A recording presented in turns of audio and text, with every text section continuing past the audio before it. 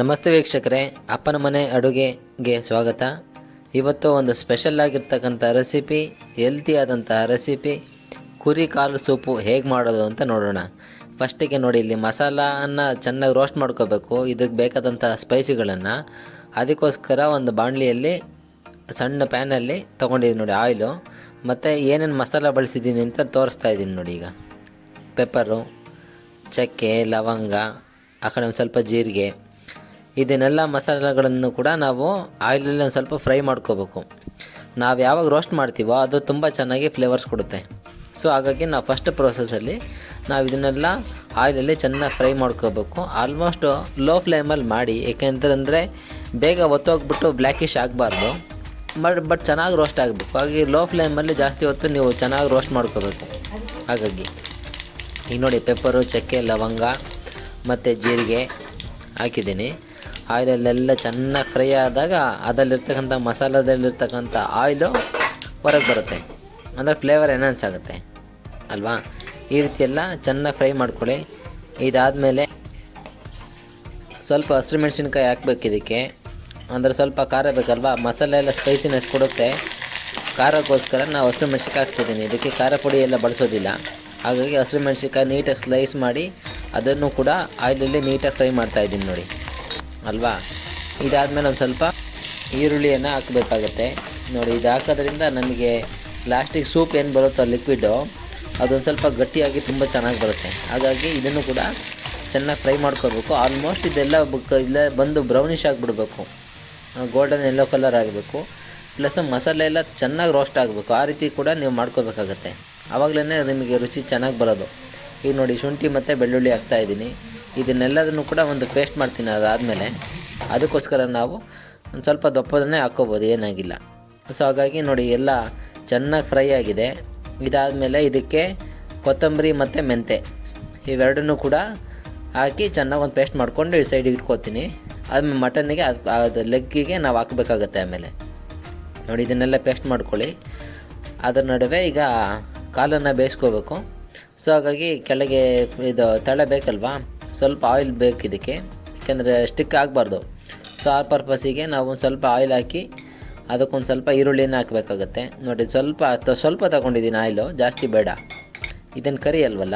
So ಹಾಗಾಗಿ ಇದಕ್ಕೊಂದು ಸ್ವಲ್ಪ ಫೈನ್ಲಿ ಚಾಪ್ಡ್ ಆನಿಯನ್ ಹಾಕ್ತಾಯಿದ್ದೀನಿ ನೋಡಿ, ಚಿಕ್ಕದಾಗಿ ಕಟ್ ಮಾಡ್ಕೊಂಡಿದ್ದೀನಿ. ಇದೆಲ್ಲ ನೀಟಾಗಿ ಸ್ಮ್ಯಾಶ್ ಆಗಬೇಕು. ಪ್ಲಸ್ ಗೋಲ್ಡನ್ ಎಲ್ಲ ಬ್ರೌನ್ ಕಲರು ಬರಬೇಕು. ಆ ರೀತಿ ನೀಟಾಗಿ ಮಾಡಿಕೊಂಡು ನಾವು ವಾಶ್ ಮಾಡಿ ಇಟ್ಕೊಂಡಿರ್ತಕ್ಕಂಥ ಲೆಗ್ಗನ್ನು ನಾನು ಹಾಕ್ತಾಯಿದ್ದೀನಿ ನೋಡಿ. ಇಲ್ಲಿ ನಾನು 12 ಲೆಗ್ಗನ್ನು ತೊಗೊಂಡಿರೋದು. ಯೂಶ್ವಲಿ ನೀವು ಮಟನ್ ಶಾಪಿಗೆ ಹೋದಾಗ 6 ಹಿಂದೆ ಲೆಗ್ಗು ಪ್ಲಸ್ 6 ಮುಂದೆ ಲೆಗ್ಗು ಕೊಡ್ತಾರೆ. ಅವ್ರು ಯೂಶ್ವಲಿ ಕಾಂಬಿನೇಷನಲ್ಲೇ ಕೊಡೋದು.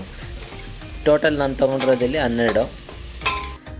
ಹಾಗಾಗಿ ನೋಡಿ, ಎಲ್ಲ ಹಾಕ್ತಾಯಿದ್ದೀನಿ. ಈಗ ನೀಟಾಗಿ ವಾಶ್ ಮಾಡಿಕೊಂಡಿದ್ದೆ ಅಲ್ಲಿ ತಂದಿದ್ಮೇಲೆ. ಈಗ 12 ಹಾಕ್ತಾಯಿದ್ದೀನಿ ನೋಡಿ ಅಲ್ವಾ. ಇದಾದಮೇಲೆ ಸ್ವಲ್ಪ ಹುಳಿಗೆ ಟೊಮೊಟೊ ನೋಡಿ, ಫೈನಲಿ ಚಾಪ್ ಮಾಡೋದ್ರಿಂದ ನಮಗೆ ಇಲ್ಲಿ ಫೈನಲಿ ಬೇಕಾಗಿರೋದು ಸೂಪು.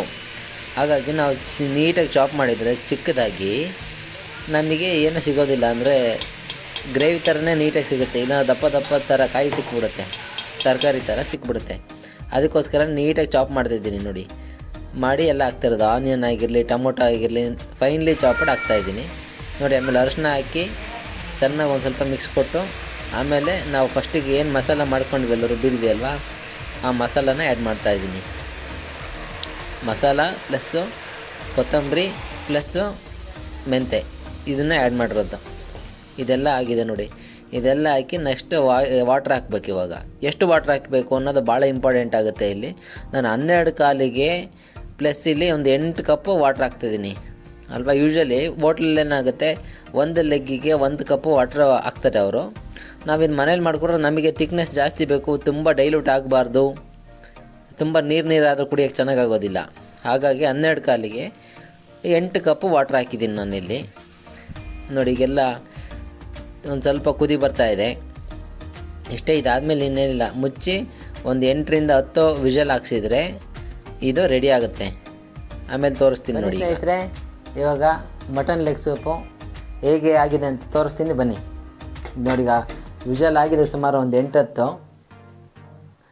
ಈಗ ನೋಡಿ ಈಗ ಹೇಗೆ ಕಾಣಿಸ್ತಿದೆ ಅಂತ.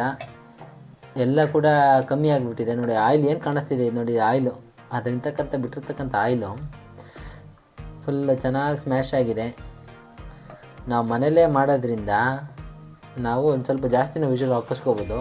ನಿಮಗೆ ಹೋಟೆಲ್ಲಾದರೆ ಅಷ್ಟು ನೀಟಾಗಿ ಬಾಯ್ಲ್ ಆಗಿರಲ್ಲ.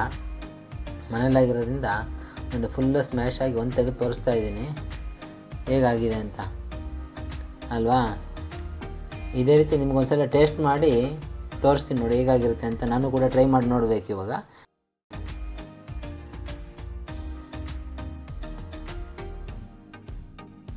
ಹೇಗಾಗಿದೆ ಅಂತ ನೋಡೋಣ. ಈಗ ತುಂಬ ಚೆನ್ನಾಗಿ ಬೆಂದಿದೆ, ನೀವು ಕೂಡ ನೋಡ್ಬೋದು ಎಷ್ಟು ಚೆನ್ನಾಗಿ ಬೆಂದಿದೆ ಅಂತ. ಇದು ಪ್ರೆಸ್ ಮಾಡಿ ತೋರ್ಸೋಕ್ಕಾಗಲ್ಲ ನೋಡಿ, ಸ್ಕಿನ್ ಹಿಂಗಂದರೆ ಫುಲ್ಲು ಬಿಟ್ಕೊತಾ ಇದೆ, ಫುಲ್ ಬಿಸಿ ಇದೆ. ಒಂದು ಸಲ ಟೇಸ್ಟ್ ಮಾಡಿ ತೋರಿಸ್ತೀನಿ ನೋಡಿ ಈಗ ಹೇಗಿದೆ ಅಂತ. ಒಂದು ಸ್ವಲ್ಪ ಬಿಸಿ ಇದೆ, ಒಂದು ಸ್ವಲ್ಪ ಟ್ರೈ ಮಾಡಿ ನೋಡ್ತೀನಿ